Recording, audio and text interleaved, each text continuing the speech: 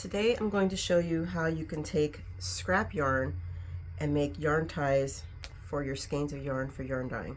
So what you're going to need is just a small ball of scrap.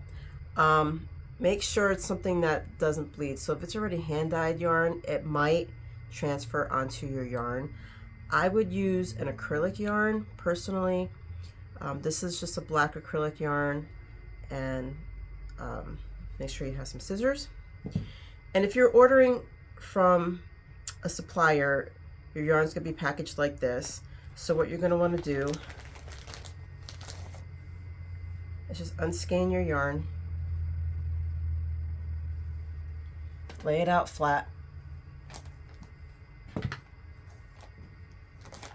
and then you're going to pull out a long string of yarn. And then we're going to fold the yarn like this. So you have about 8 inches worth of yarn. You're going to cut it where these two ends meet. So they're like this. And then you're going to cut it here so that you have 2 strands. Now from this point you can go a few ways. You can keep doing it this way and measuring out 8 inches, or what I like to do is just take the yarn from the ball and keep going. If I know I'm going to have more than 1 skein of yarn that I'm going to be dyeing up, and then that way you don't have to measure anymore, and they'll still all be approximately 8 inches of yarn. I think this is enough. Okay.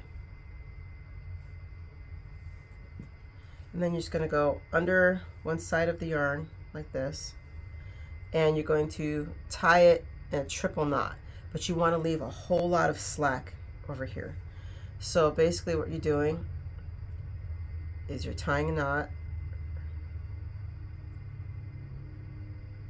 and you don't want to pull too tight, because if you pull too tight you're going to end up bringing the knot down further, and you need a lot of the slack so that the yarn can move and breathe and you don't get unintentional white spots. I'm going to tie it again. You can go a little bit tighter this time, and then a 4th time if you wish.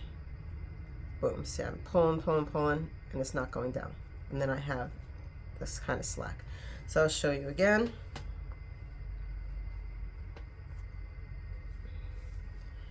I'm going to go under the yarn.